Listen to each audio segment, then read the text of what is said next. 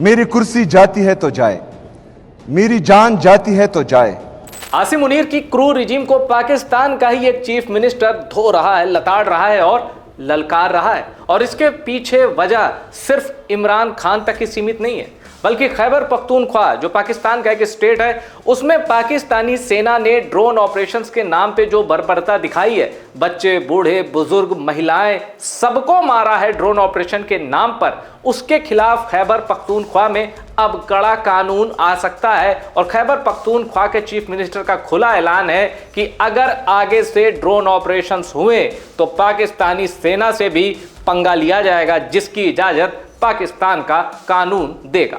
क्योंकि अगर कोई GHQ में महफूज है, कोई कोर कमांडर हाउस में महफूज है, तो खैबर की पहाड़ों में रहने वाला मेरा मासूम बच्चा भी महफूज होना चाहिए।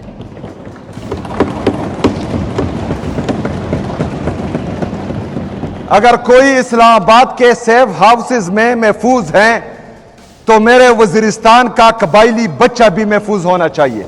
अभी जिनको आपने सुना, ये KPK के चीफ मिनिस्टर हैं सोहेल अफरीदी, इमरान खान की PTI से हैं, और इनके टारगेट पर आसिम मुनीर और उनकी रिजीम तो है ही, पाकिस्तानी सेना का अतीत भी है। सोहेल अफरीदी का क्लियर कट कहना है कि खैबर पख्तूनख्वा में अभी भी अगर आपको ड्रोन ऑपरेशन चलाकर बच्चे बूढ़े मारने पड़ रहे हैं, तो इसका मतलब आपकी पॉलिसी फेल रही है। और सबसे बड़ी धमकी सोहेल अफरीदी ने आसिम मुनीर को यह दी है, इसको वार्निंग भी कह सकते हैं, कि अगर GHQ में आप सेफ हैं, जनरल हेडक्वार्टर में आप सेफ हैं, तो फिर KPK के बच्चे क्यों सेफ नहीं है?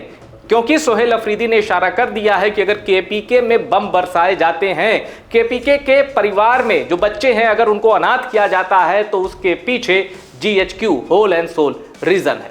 कोई drone attack I am sorry के लिए किसी कोर कमांडर हाउस पर नहीं गिरा।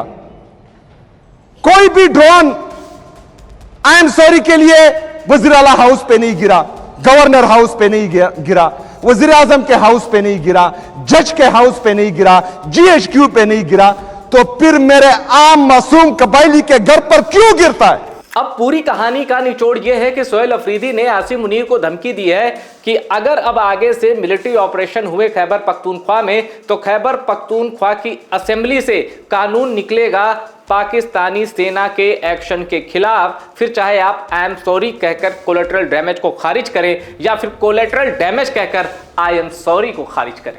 सोहेल अफरीदी को पता है कि यह काम इतना आसान नहीं है, क्योंकि साल 2019 में पाकिस्तान में एक ऑर्डिनेंस आया था, जिसको अध्यादेश कहते हैं, जिसका नाम था the action in aid of civil power ordinance.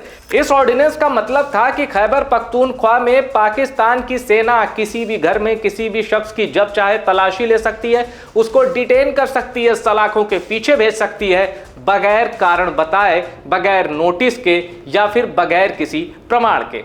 अब 2019 में ये जो ऑर्डिनेंस पास हुआ, उसके बाद से खैबर पख्तूनख्वा में जो पख्तून आबादी है और जो बेगुनाह शहरी या गांव की आबादी है, उनकी शामत आ गई। जिस तरह की खबरें बलूचिस्तान से आती थी कि पाकिस्तानी सेना के सोल्जर्स आते हैं और घरों से बच्चों को खींच कर ले जाते हैं, फिर वो मिलते नहीं, पूरी जिंदगी वो कहाँ हैं पता ही नहीं, वो लापता हो जाते हैं।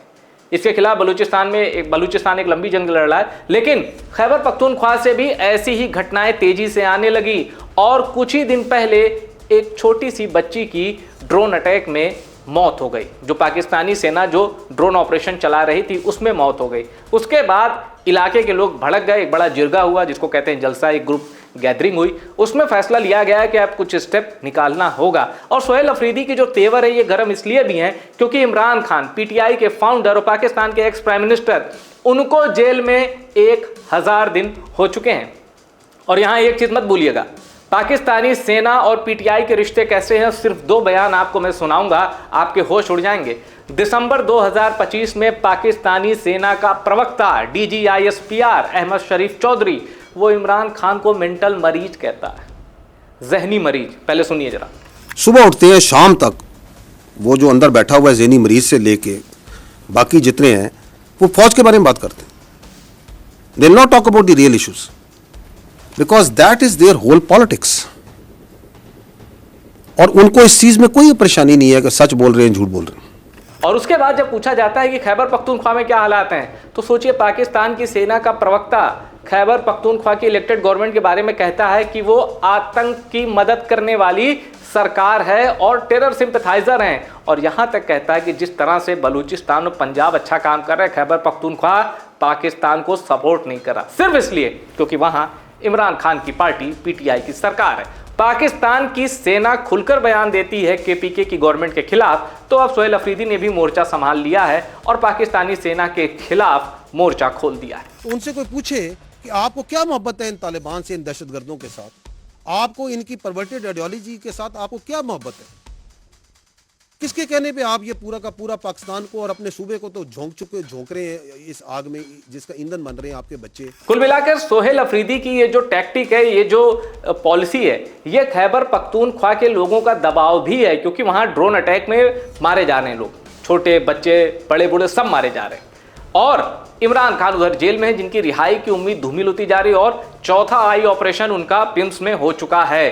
बुशरा बीबी के खिलाफ भी कड़े एक्शन जारी हैं, और आप देख रहे हैं कि जजों के ट्रांसफर का भी खेल पाकिस्तान में जिस बेशर्मी के साथ खेला जा रहा है, ऐसा लग रहा है कि इमरान खान को लंबे समय तक जेल में रखने की कोशिश है आसिम मुनीर की।